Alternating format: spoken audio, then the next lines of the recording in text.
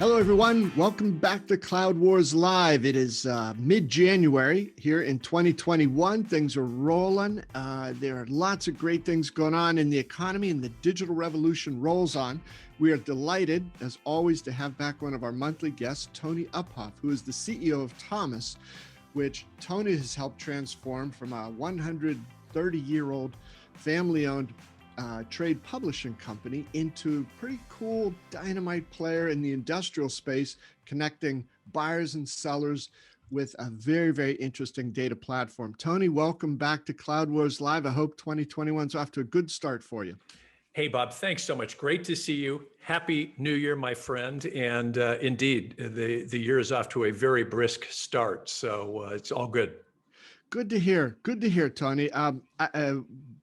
As you know, before we came on here, we were chatting a little bit about Thomas Kurian from Google Cloud, talking about really some dynamic things happening with, the cloud making its way into manufacturing shop floors. I just thought that was interesting. And you, as always, come into this, our monthly get together to talk about Uphoff on industry with some interesting ideas. But I wonder, Tony, if just touch on that a little bit, right? Because I thought Google Cloud in pharmaceutical, this and that, but he said they are hardcore on the shop floor. But then that's something you've been talking about for a while, right? This is really starting to click. It is, Bob. And, I think as longtime tech watchers, if I could put the two of us in that category, and certainly many of your listeners have worked at multiple tech companies, and perhaps some are in areas like the Silicon Valley, and they don't first think of as manufacturing. What's going on in manufacturing? You don't think of it as a tech sector. The fact of the matter is, over the last 25 to 30 years, there has been a steady and now accelerating investment in advanced manufacturing technology. And as happens, you see these step changes in the available technology. So every few years, there's really an acceleration, and we're in one of those stages right now. And Kurian is spot on. And part of what's happening, Bob, is if you look at cloud in all its permutations, but then you look at what cloud can enable, right? And you start to add in some of the things that, artificial intelligence, you start to connect that into the IIoT, the industrial Internet of Things, sensor-based technology. While it's still in the emergent phase, the impact of 5G, what's starting to happen in manufacturing is really mind-blowing. And so for a lot of manufacturers, even small to medium manufacturers, and that's really been the big breakthrough, they now have access to game-changing technology that accelerates their ability to be competitive. Other thing this is connected to, and I don't know if in your conversation with Thomas Kurian you mentioned this, part of what's accelerating so dramatically is based on this global competitiveness that's happened over the last 15 to 20 years, you're seeing a dramatic amount of reshoring. Some of this has been triggered by the pandemic, for sure, but that reshoring, which for your listeners is exactly what it sounds like. It is, in this case, domestic to North America, manufacturers bringing manufacturing, or in some cases, they never had it here, but they are bringing it to North America, and they're not doing it for altruistic reasons, Bob. They're doing it for, this makes good economic sense for us. And the difference there is the technology. The enabling technologies today are just accelerating this phenomenon. Yeah, Tony, that's wild. And you mentioned as well this notion of technology change, things that are going on, over the crazy year of 2020.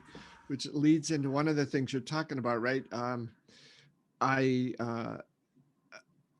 think like everybody, you get, okay, do I have my Teams app downloaded? Do I have Meet downloaded? Do I have Zoom? Do I have on and on like this? You had some thoughts about how all of that traditional, is there still such a thing, Tony, as traditional communications? And how all these threads either are or are not coming together to help businesses move forward the way they want to. Yeah, Bob, isn't it interesting? And you and I've talked about this before. It feels to me like business is always about a phase of either bundling or unbundling, right? And so I'll take it out of the business you and I are talking about just for a minute. If you look at what's happening, cable television is unbundling, and streaming services are bundling. And it's changing the way that we watch what we call television today. So you're seeing these fascinating things. I think in the area of unified communications, that's exactly what's happening. So a lot of your listeners may not even conjure up what I mean by unified communications. It's a little bit of a dated term, but back in the day, what it basically meant was there's voice-based technology that we invest in, and there's data technology that we invest in. And then over time, people said, well, gosh, isn't this all going to kind of come together at some point in time through internet protocols? And, gee, wouldn't it be kind of cool if this was unified in some way so I could really bring this together? And I think we've made progress, but the last 10 months has taught us that while we can do what we're doing right now, which is to have a video call, the fact of the matter is we don't just rely on a single form of communication anymore. And we're finding quickly the limits of really using unified communications as a business productivity platform. And I'm not picking on any of the vendors, easy for me to sit here on the sidelines and throw rocks, right? But I think part of what we're facing or what we're dealing with here is a lot of these companies have either been on the voice side of that, and video kind of got lumped in with voice in a weird way, I think, to a certain extent in its innovation, and also within companies who bought it. And then there's the data side of this. And I think depending on which of those you kind of came from or what your heritage is, you can see some of these companies are struggling to innovate. And I think they're struggling to figure out, what does the user experience really look like? They're thinking, in many cases, as many of us do, of the technology and the use of the technology. They're not actually stopping to analyze a customer experience. And that customer likely also has, as you mentioned before, and again, I don't want to get hung up on brands, but some sort of communication platform like a Slack or Microsoft Teams. They may have multiple video connections, some paid, some free. They may have all kinds of, they may have people using their own devices. They may have company issued devices. There's a lot of complexity around that stuff. And I think for a lot of these companies, they need to really start to think about, what is the user experience, not my product roadmap, not the user experience I'd like to have if everybody just bought my technology, but what is the actual user experience going on out there? And I think the good news is, boy, talk about forcing innovation. But if I was an incumbent, right? If I was an incumbent in this space, I'd be a little nervous, because I think the innovation is going to come by somebody who's working, that we've not yet heard of, Bob, that's working on some of these solutions. I don't think it's going to be Ring Central or 8x8 or, maybe Zoom. I don't know, but I think this opens the door. Now that Salesforce owns Slack, who knows? Maybe Slack makes an interesting enhancement or pivot here. But anyways, long way of saying, unified communications is not so unified yet. But hopefully someday it will be, because I think it'll improve all of our productivity and again, that user or customer experience. Yeah, Tony, it's so interesting, right? I love how you were framing that in terms of, on the one hand, there's the tech vendors roadmap, like, hey, all your problems will be solved, just do this. When the user experience thing might be sort of zigging in a different direction and saying, well, that's all nice, but that's not how I work. It's not how I intend to be working in 2021 or 2022 or so forth like that. Or you're leaving out a certain big thing that's going to emerge here and change how all those different threads interact. Bob, do you remember the name? Do you remember the name Cinda Hallman? Yes. She was the chief information officer of DuPont. And I'm assuming Cinda's long since retired, but she served on an editorial advisory board with you and me, and just was remarkable with her insights. And I'll never forget her talking about Bill Gates. And this was in the still kind of formative stages of Microsoft as a business platform and series of tools, not just a PC software company. And so for Fortune 1000 companies, they had sort of an arm's distance, relationship still with Microsoft. Microsoft didn't own the enterprise, if you will, quite yet. And Cinda Hallman used to talk about, I can't remember the frequency. I think she said it was like 2 or 3 times a year that Bill Gates would come to see her. And she actually used the expression, I beat that boy about the head and face with how little he knew. She had a Southern accent. I can't even do it justice. And she said, but I'll be darned if every time he came back, he didn't get a little smarter. And I always think of that at these moments in tech, Bob, where, look, all of us have our vision of how this works, but then we reshape it as we engage with customers. And we more deeply and profoundly understand the customer experience. And again, I can't emphasize this enough. So many tech vendors get hung up on customers, what they deem as customer success, or worse yet, customer service, which basically means, hey, I got high scores from Bob's company because we solved a problem for Bob. That's very different than the customer experience. Those are connected, but very different phenomenons. And I think, and again, I'm not swinging at the piñata here of unified communications. I'm saying this because there's such a tremendous opportunity, but these issues of interoperability, as you've noted, and the customer experience, right? I think, and also, if I'm really honest, Bob, I think it's a category that's been sleepy. Yeah. I don't think there's been a lot of innovation. The innovation moved elsewhere. There was innovation in many other areas. And I think, now the circus has come to town at unified communication. And I think, Zoom caught everybody asleep at the switch, but I don't think Zoom's going to be alone for long.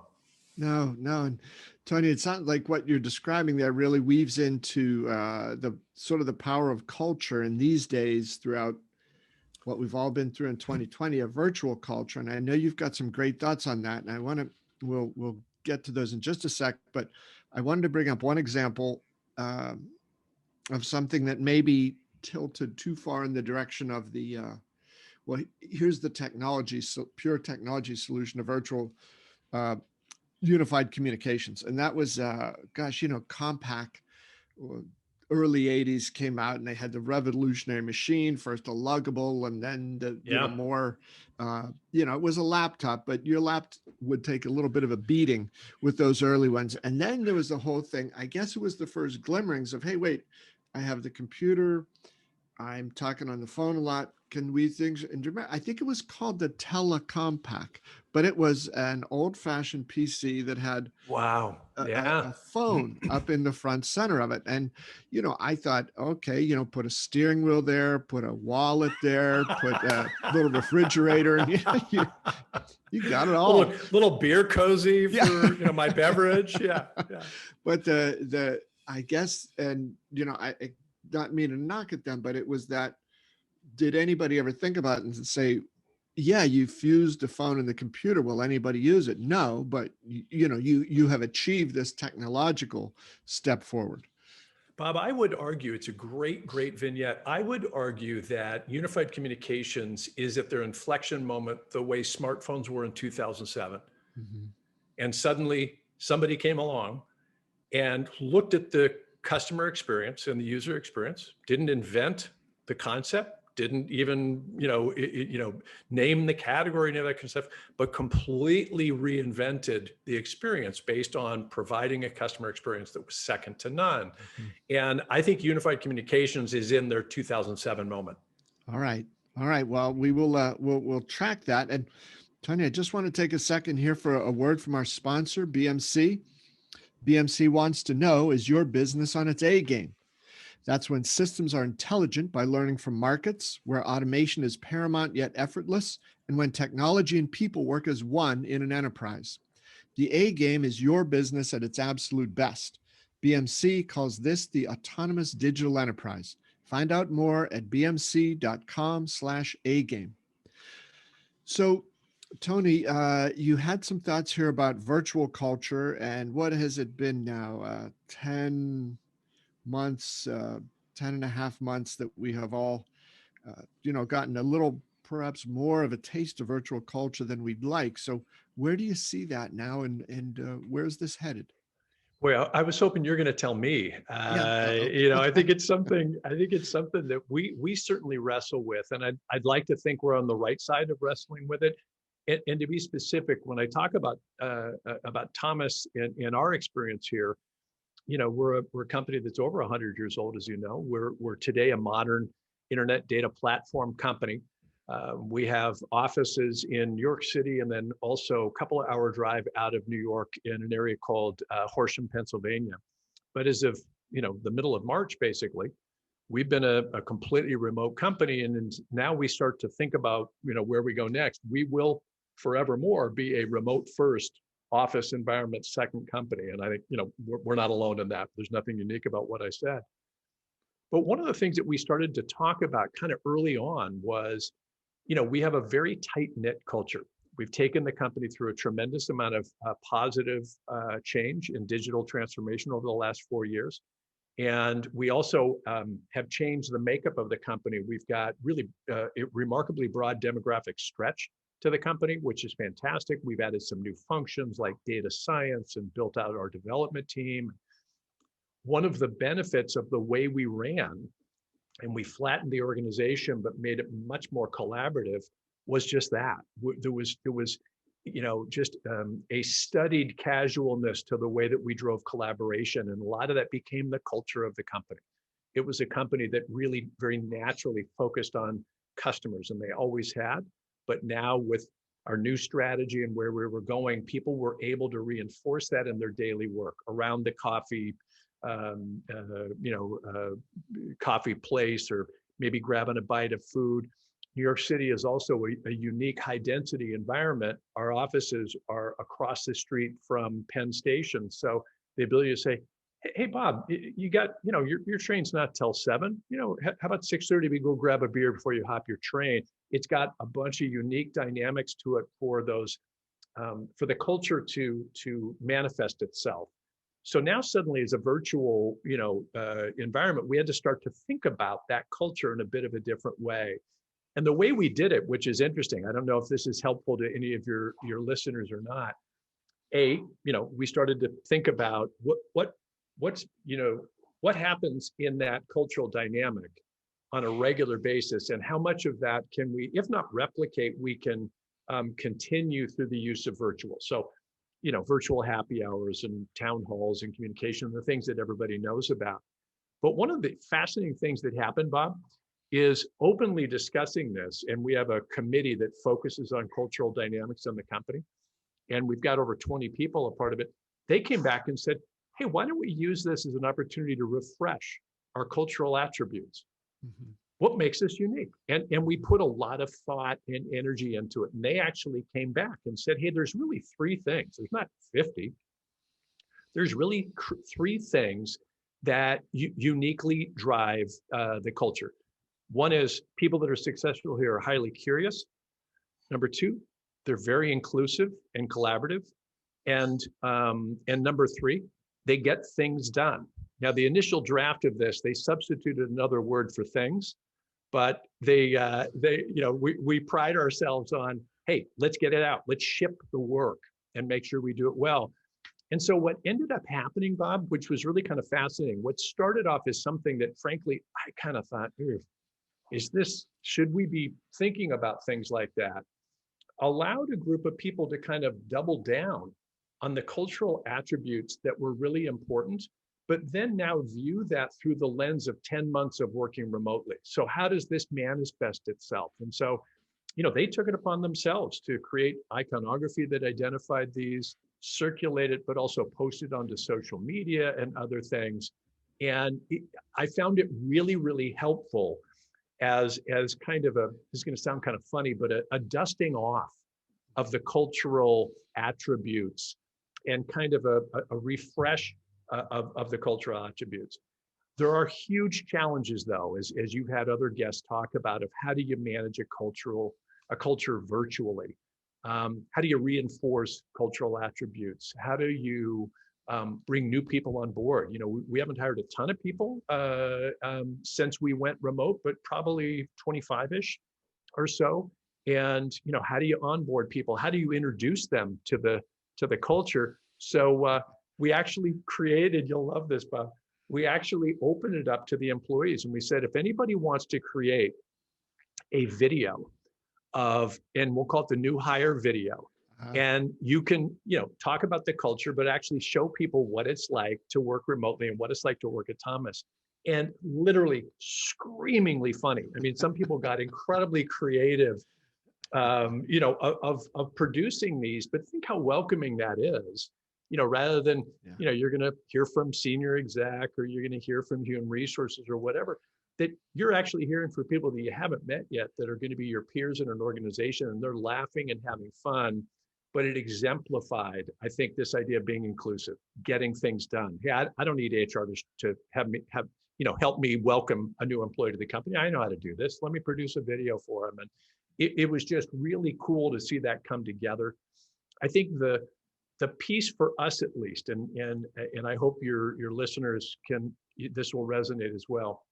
I'm giving only the positives, right? Sure. There are Yeah. some real challenges to this. And 10, 11 months in, I certainly worry on behalf of Thomas, but I worry on behalf of a lot of customers.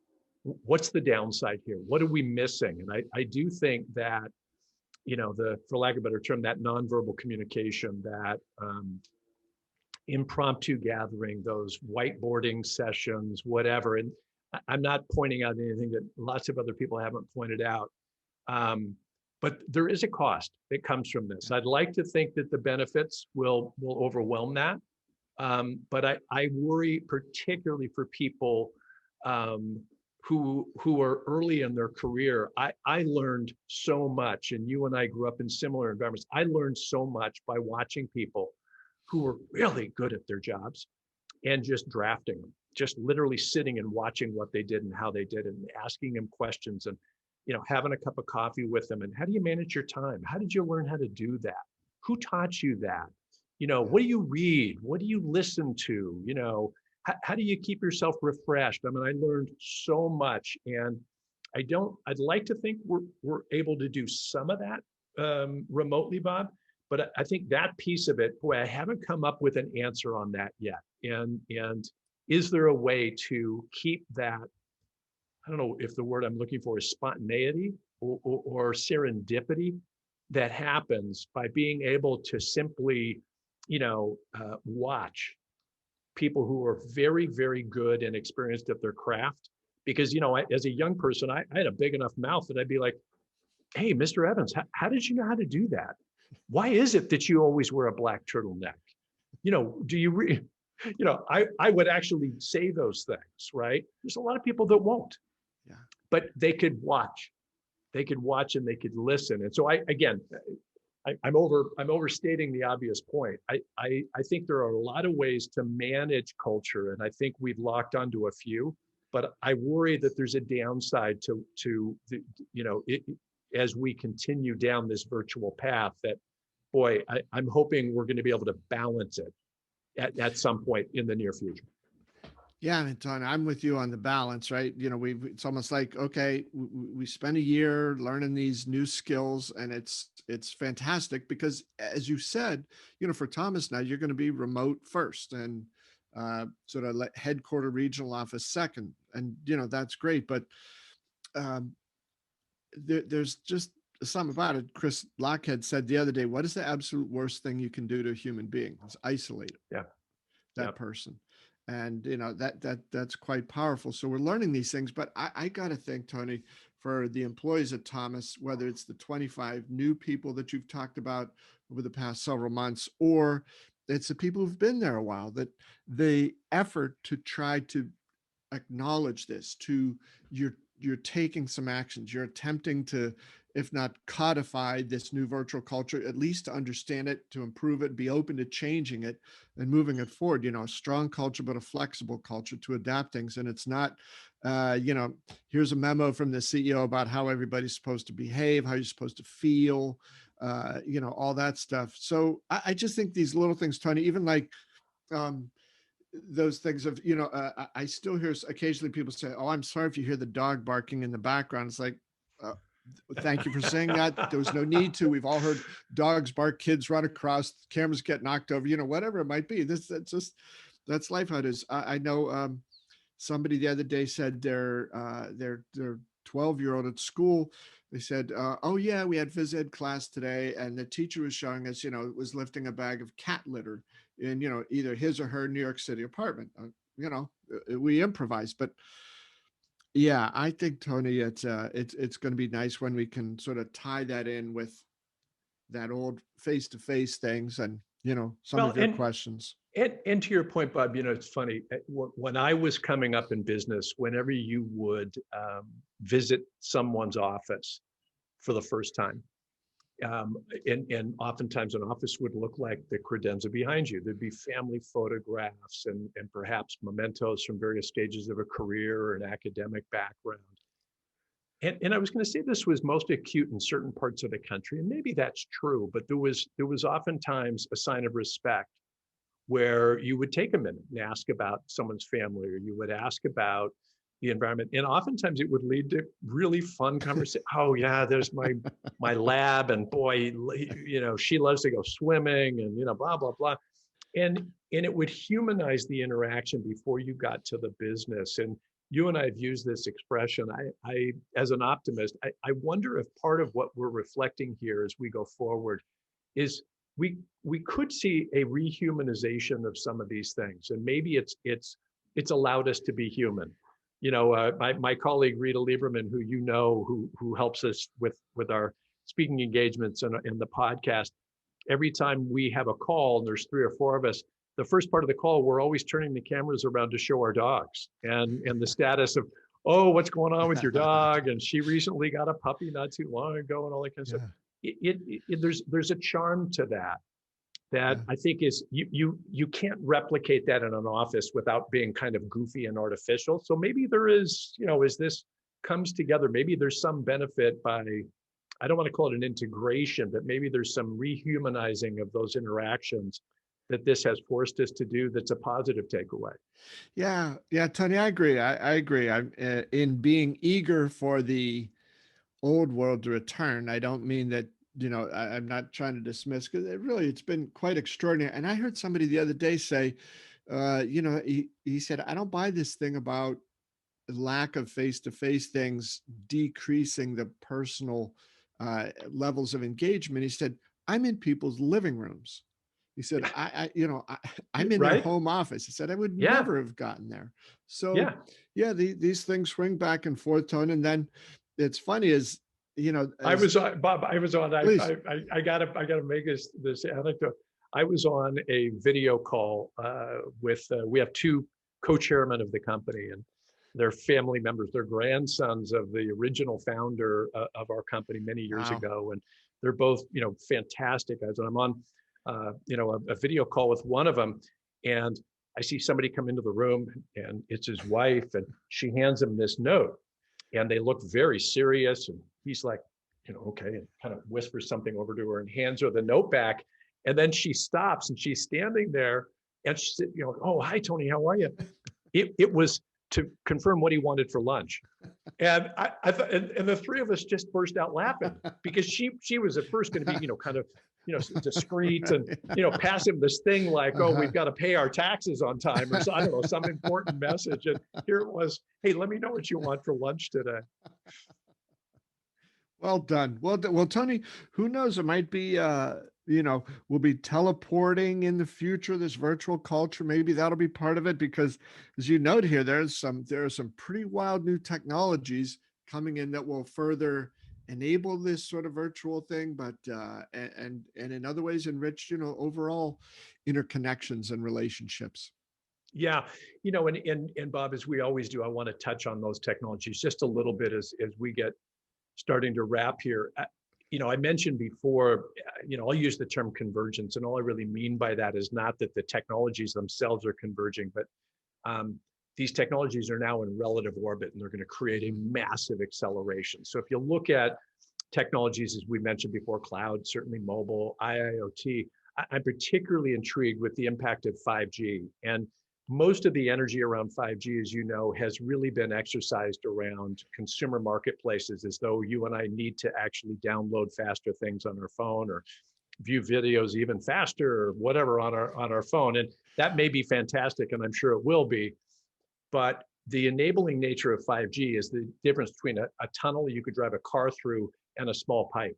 And it will be massive in its implications, as you well know. And I think particularly in industrial environments and manufacturing environments that need that type of bandwidth, but also in solving that last mile problem around the latency around autonomous vehicles and other things.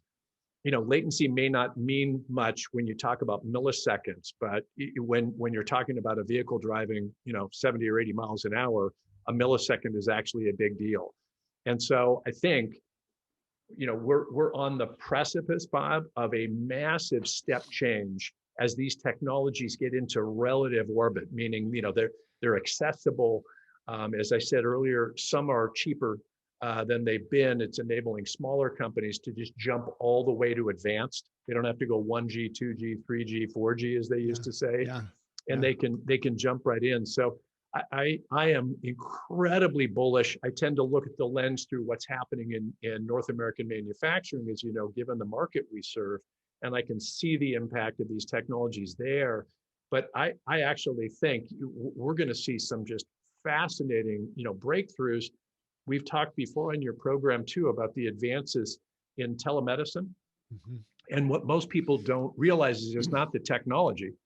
What the pandemic and the technology did served as a forcing function for insurance companies to validate a telemedicine appointment and pay it. Mm-hmm.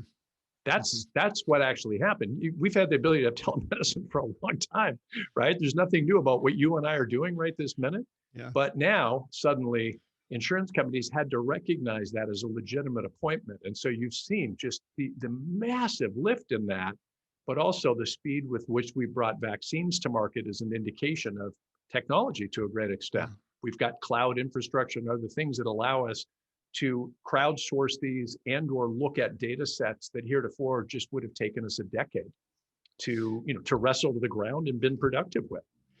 Yeah. Now, Tony, just sort of a procedural question here, if I may, because I agree with you, but you're the guest, you're the star of the show, right?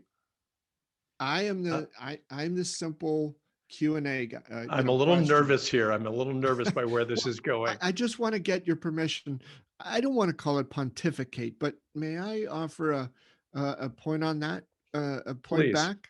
All right. I'm hoping I set you up to deliver some insights. I don't want you to feel touchy like I was trying to. But Tony, I think what all those things as you described as being in relative orbit, and as they get into that synchronized orbit, there the power of everything becomes so much stronger. So at different times I hear people say, well, we're only in the first inning or we're in the second inning. So with cloud and those sorts of things, and cloud is in some ways the enabler, the optimizer, the accelerator of these wild new technologies. I agree that if you look at, a 9-inning game, that we're in just 1 or 2. But I think sometimes the mistake that some people make is assuming that each inning is going to be just like the other, when in fact, I think because of what's happening in the first inning, the second inning is going to be much deeper and richer and more profound. The third inning, the fourth, each one of those, it's almost like I took calculus in high school and college, never learned a thing about it, but I was a few years out of college and I read a novel where the guy happened to explain what slope was. Oh, I got it. So I think I understood this sort of compounding of interest. So what's happening in the fourth inning is going to be much, much greater than first, second, third. So there's this scale of capability, of innovation, of being able to tie some of these different things together. So I share your optimism, Tony. And I think that what sort of is incumbent on leaders here is to think of this not so much as a linear movement forward. Well, That's a really good point. But we've got to continue to, lift our chins and our heads up, because I think where things are headed, the speed at which it's headed, it's like some of the stuff that SAP had recently talked about with this automotive alliance, where they're going to help to bring together some of these giant supply chains. So industries will behave differently. Yep. The technological impact on them will be exponentially multiplied. And then the way that they work with their customers, it's going to be a remarkable future. I'm really, really excited about what 2021 and beyond is going to bring. Bob, you're spot on as usual. I'm conjuring up the famous Gartner hype cycle while you're talking. Yeah. And I think one of the challenges with that metaphor, with all respect to Gartner, who I admire, is it's focused on singular technologies. Yeah. And what you're describing is inevitably, when you see a step change, a massive acceleration, it's when there's a series of technologies. And again, I overuse this expression of that are in relative orbit. It wasn't like the folks at Apple, led by Steve Jobs, went out and envisioned this thing we had never thought of before called the smartphone. And it just, boom, like the blind watchmaker. It just appeared out of nowhere. There was an inflection point in terms of wireless technology, in terms of the technology to create apps and tools and different things, touchscreen technology, advanced glass, that all came together. Right. And I think you are describing in your own way, we tend to get, those of us who fancy we're Silicon Valley watchers, we tend to get jaded of, oh, this is being hyped versus that. If you look back through history, though, there are these moments in time, and they're very difficult to predict. If we could predict them, you and I would do something very different for a living. But boy, when you see it, and we are in one of those moments where I think it's a moment of remarkable opportunity. And I think the acceleration of productivity, which we haven't really seen, today, or over the last decade, I should say, I think there's going to be a rampant acceleration of productivity gains based on some of these, I'll use the expression, enabling technologies you and I are describing about. Yes, sir. Yes, sir, Tony. And I just want to grab something right over here.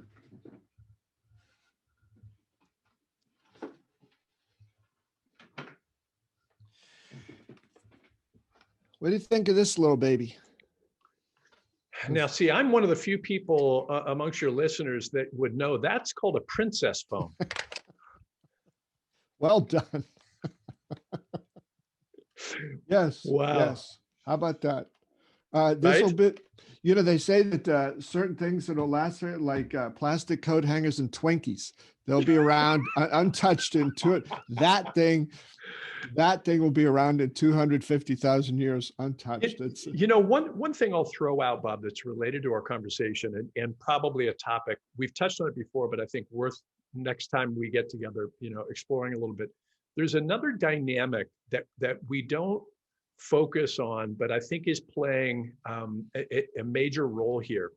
And that's the dynamic of the multi-generational workforce that is now running businesses. So as you know, in 2017, a generation as large as the largest generation ever created, the baby boom generation, was in the workforce at the exact same time. So the millennial generation and the baby boom generation. Now what's happening is, you have the broadest demographic stretch we've ever seen in business, but B, you've got now a powerful generation, and you and I both have kids that would fit into this generation, who are digital from the jump. They don't really remember a world without the internet, and so they're taking expectations, but also I remember going back to your description of compact computer, and I remember the most attention I've ever gotten in my entire life was walking down the aisle on a United Airlines flight carrying one of those things when it was kind of new. I had people jumping up and wanting to touch it and look at it. What is that thing you're carrying? That is really cool. But if you remember back then, technology was a little frightening. Yeah. You were afraid you could break it. You might lose something. This is a generation that technology is you carry in your pocket. Yeah. You throw it onto the desk. If it crashes, it's in the cloud. So I think part of what you and I are talking about is generationally, they're going to push many of us. We're hopefully going to help shape some of the thinking there. And that, I think that collaboration being in relative orbit, if I can use that expression again, generationally, there's something very powerful about that. And I don't know, frankly, we haven't seen something like this since the 40s and 50s. It's been a long time since we've had what am I searching for? A demographic dynamic quite like that. And again, I don't know what that means yet, but I think that plays a role in some of the dynamics that we're talking about here, particularly around the adoption and use and innovation of these technologies. Yeah. Yeah. It's a little bit tiny, the stars aligning. You got people, the different generations you described, some of the technologies that are happening. And I think everybody just a little more eager to leave the recent past behind us and to, Yeah. build this better future that's coming. So, Tony, I think as always, you've given everybody lots and lots of food for thought. That is wonderful. Thank you so much for that. Thank you, my friend. And Tony, we'll look forward to seeing you again sometime soon here. I I love the walls, the guitars, and all that. I'm impressed that you knew our friend the Princess phone here. I'll give you a call on it maybe when we're done here. We'll catch up on a couple things. Tony, thanks a million as always. Hey, Bob, always great to see you. Thanks a lot. All right, Tony, and to all of you, our beloved Cloud Wars audience, thanks so much for being with us. It's good to see you. Thanks for spending some of your time with us. I want to thank producer Bill Kozel, who I think we're now on about episode number 220. Bill's put up with me for more than 2 years. So Bill, thanks a million there behind the scenes, doing a great job as always. And we look forward to seeing you folks next time on Cloud Wars Live.